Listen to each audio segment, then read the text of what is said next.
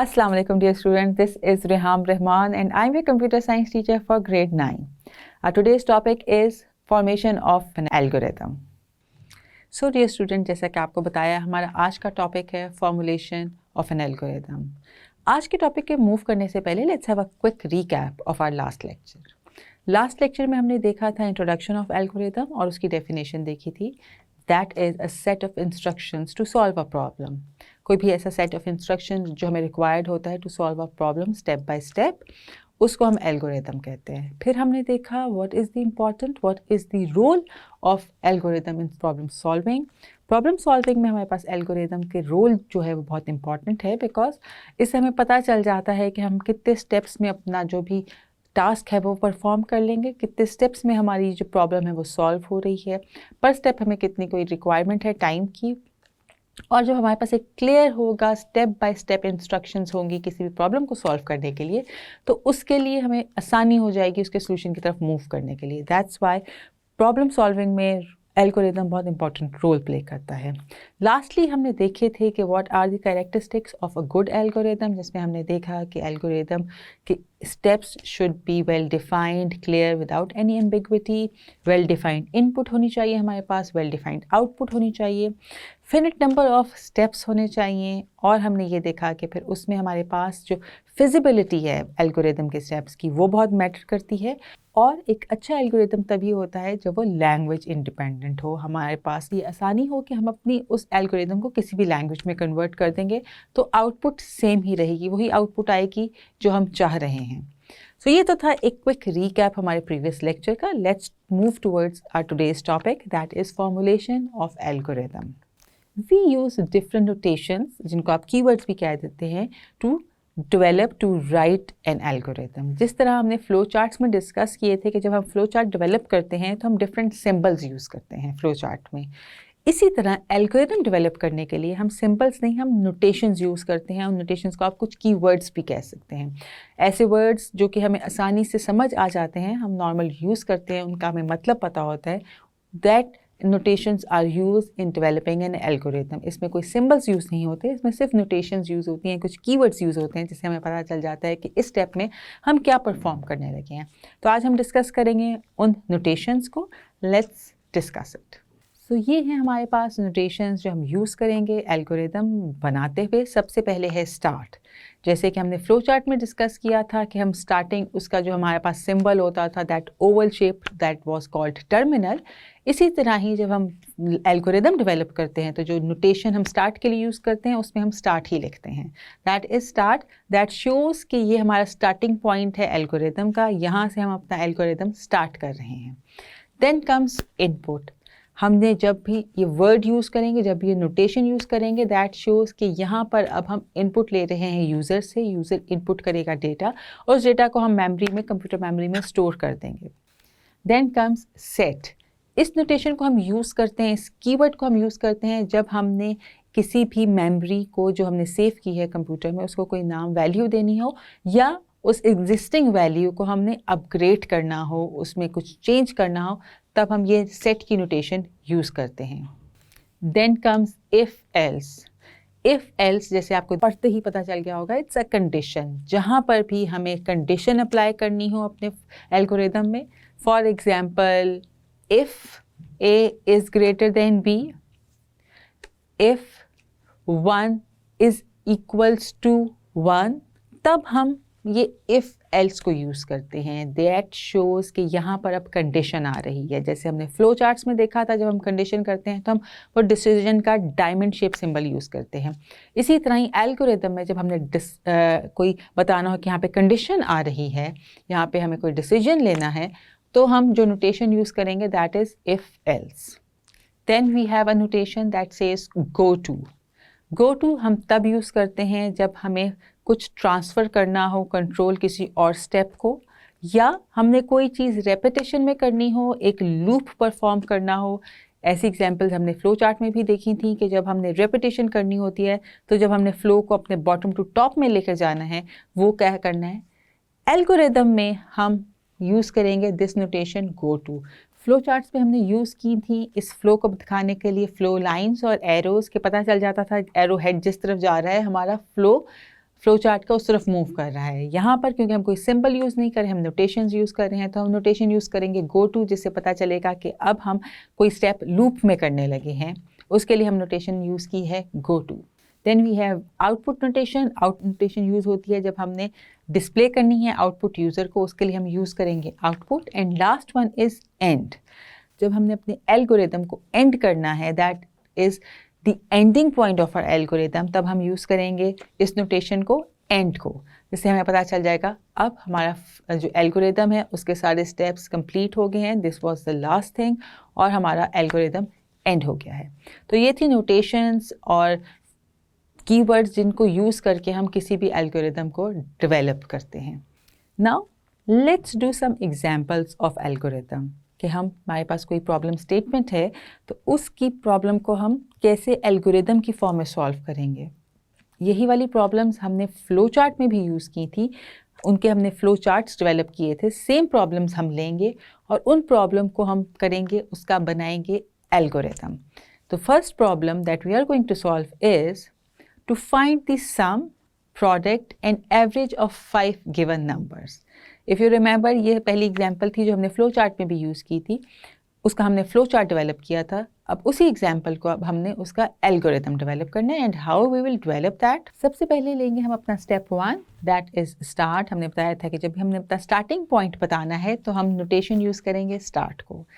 Then in step 2 we are going to take the input from the user, और input हमने क्या लेने हैं, numbers। तो हम लिखेंगे input numbers और उन numbers को हमने name कर दिया n0, n1, n2, n3 and n4 because we are required to take 5 input from the user. Then in the third step we will set sum to n0 plus n1 plus n2 plus n3 plus n4।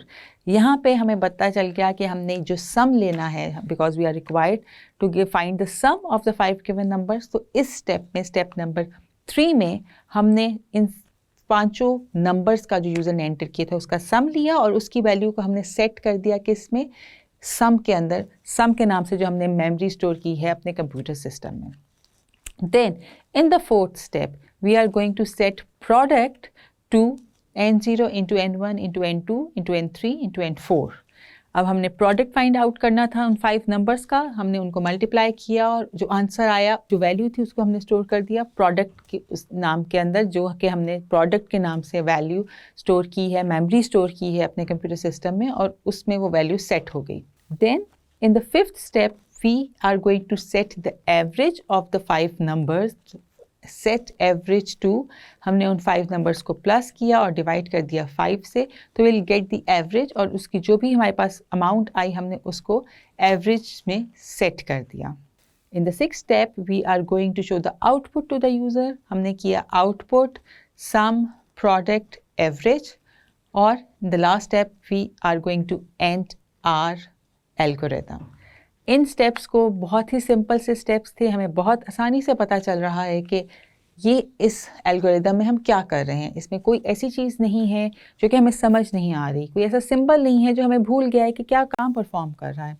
Simple words use किए गए हैं, वो words जो हम अपनी daily life में use करते हैं। हमने स्टार्ट किया, हमने इनपुट ली यूज़र से, हमने उस इनपुट को सेट किया, कैलकुलेशंस परफॉर्म की, आउटपुट दी और अपना एल्गोरिदम एंड कर दिया। वेरी इजी टू अंडरस्टैंड, कोई भी देखेगा उसको समझ आ जाएगी कि यहाँ पर क्या हुआ है। Now the next example that we are going to see is to find the acceleration of a moving object with the given mass and force applied. ये भी हमने इसी सेम प्रॉब्लम का हमने फ्लो चार्ट भी डेवलप किया था, if you remember. अब हम इसी प्रॉब्लम को देखेंगे कि हमने इसका एल्गोरिदम लिखना है, तो वो हम कैसे लिखेंगे। फर्स्ट स्टेप वही होगा, we are going to start our algorithm. हमने नोटेशन यूज़ की start. In the second step we are going to take the input from the user. हमने इनपुट ली numbers, mass and force. Then in the third step, set acceleration to force divided by mass, that is the formula for the acceleration. हमने उसको set कर दिया, हमने formula apply किया, जो भी यूज़र ने फोर्स और मास की इनपुट डाली है उस पर फॉर्मूले में कैलकुलेशन हुई और जो भी रिजल्ट आया उसको हमने एक्सेलरेशन में सेट कर दिया। Then in the fourth step we will simply output the acceleration. हमने आउटपुट शो कर दी उसकी, जो भी वैल्यू उसके अंदर हमने स्टोर की थी। In the last step and. 5 steps में हमने एक प्रॉब्लम सॉल्व कर दी, हमें पता चल गया है, स्टार्ट हुआ है प्रॉब्लम हमारी यहाँ पे। उसके बाद हमने इनपुट ले ली यूज़र से, उसके बाद हमने उसको सेट किया, उस पर जो भी कैलकुलेशन, जो भी प्रोसेसिंग हुई वो सेट के अंदर हुई। देन आउटपुट हमने शो कर दी यूज़र को, और लास्टली हमने अपना एल्गोरिदम एंड कर दिया। ये एल्गोरिदम देखकर आपको फ़ौरन से समझ आएगा कि स्टेप 1 में क्या करना है, 2 में क्या करना है, एंड सो ऑन। और कोई भी कंफ्यूजन नहीं है इसमें, कोई भी ऐसी चीज़ नहीं है जो वेल डिफाइंड नहीं है, कोई भी ऐसी चीज़ नहीं है जो प्रैक्टिकल नहीं है। Very simple, very generic and very well defined algorithm it is.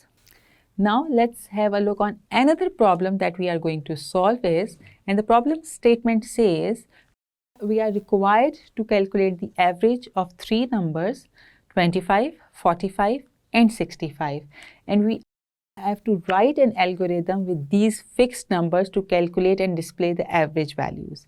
हमारे पास ये फिक्स नंबर हैं, हमने कोई इनपुट नहीं लेनी इसमें से यूज़र से, बिकॉज प्रॉब्लम स्टेटमेंट में ऑलरेडी हमें ये 3 नंबर दे दिए गए हैं 25, 45 एंड 65. हमें एक एल्गोरिदम डेवलप करना है जिसमें हमने क्या करना है, हमने कैलकुलेशन परफॉर्म करनी है इन गिवन वैल्यूज़ पर, और हमने कैलकुलेट करनी है average of these given values और उसको डिस्प्ले करना है। सब कुछ इस प्रॉब्लम स्टेटमेंट पे हमें क्लियरली बता दिया गया है। Problem statement is very well defined, उसमें कोई एम्बिग्विटी नहीं है।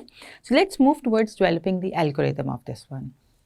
फर्स्ट स्टेप, जो कि अब आई होप आपको समझ आ गई होगी, फर्स्ट स्टेप हम हमेशा लेंगे स्टार्ट से। देन नेक्स्ट स्टेप में यूजुअली हम क्या करते हैं, हम लेते हैं input from the user, but as in this given statement, the given problem statement, हमारे पास ऑलरेडी हमारे नंबर्स दिए हुए हैं, हमें यूज़र से इनपुट नहीं लेनी। तो हम मूव करेंगे सेकंड स्टेप में डायरेक्ट सेट की तरफ। हमने किया है सेकंड स्टेप में सेट ए, एक हमने नंबर लिया है, उस ए में हमने वैल्यू क्या दे दी है 25। Then in step 3 we are going to set B to 45. Then in the next step set C to 65. ये जो गिवन वैल्यूज़ थी, हमने इनपुट नहीं ली यूज़र से, उन्हीं को हमने गिवन वैल्यूज़ को सेट कर दिया है A, B और C में। Now we have to find, मतलब एवरेज कैलकुलेशन के लिए हमें एक फार्मूला रिक्वायर्ड होता है कि हम जो भी गिवन नंबर्स हैं उनको ऐड करके डिवाइड कर देते हैं टोटल नंबर पर। तो उसके लिए पहले हमें परफॉर्म करना पड़ेगा सम इनका। We will do the set sum to a plus b plus c, इन तीनों वैल्यूज़ को ऐड करके जो भी हमारे पास रिजल्ट आएगा हमने उसको सम में सेव कर लिया। Then in the next step we are going to calculate, we are going to perform the calculation on average. हमने सेट किया एवरेज को टू सम डिवाइडेड बाय 3, जो भी हमारे पास सम में वैल्यू थी उसको हमने 3 से डिवाइड कर दिया। हमारे पास जो भी उसके कैलकुलेशन का रिजल्ट आया हमने उसको स्टोर कर दिया एवरेज में, AVG के नाम से हमने उसको सेव किया। In next step we are going to display to show the output to तो हम यूज़ करेंगे notation output sum and average. Lastly we are going to end the algorithm, because जो हमें रिक्वायर्ड था हमने वो सब स्टेप्स परफॉर्म कर लिए हैं। And now we are going to end our algorithm with the notation end. ये भी एक सिंपल सा एल्गोरिदम था जो हमने डेवलप किया। इसमें हमें बस एक चेंज ये था कि हमने यूज़र से कोई इनपुट नहीं ली, जो इनपुट थी वो ऑलरेडी गिवन थी, जो 3 नंबर हमें दिए गए थे वो ऑलरेडी प्रॉब्लम स्टेटमेंट के अंदर थे 25, 45 एंड 65। हमें कोई भी इनपुट लेने की ज़रूरत नहीं पड़ी यूज़र से। ये एक चेंज था, हमने इनपुट नहीं ली, हमने डायरेक्ट हम इनपुट वाले स्टेप को स्किप किया, स्टार्ट किया और डायरेक्ट हमने सेट की वैल्यू ABC की इक्वल टू 25, 45 एंड 65 रिस्पेक्टफुली। उसके बाद हमने कैलकुलेशन परफॉर्म की और यूज़र को उसकी आउटपुट दे दी। सो आज के लेक्चर में हमने देखा था कि हम कौन सी नोटेशंस यूज़ करते हैं, कौन से कीवर्ड्स यूज़ करते हैं जब भी हम कोई एल्गोरिदम डेवलप करते हैं।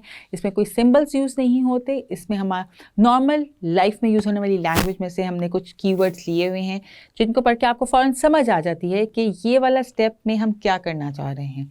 उसमें से थे स्टार्ट था, उसके अंदर इनपुट था, उसके अंदर सेट था, फिर हमने देखा जो हमने कंडीशन अगर अप्लाई करनी है, जो कि आज हमने किसी भी एग्जाम्पल में अभी डिस्कस नहीं की, उसके लिए जो नोटेशन यूज़ होती है इफ़ एल्स।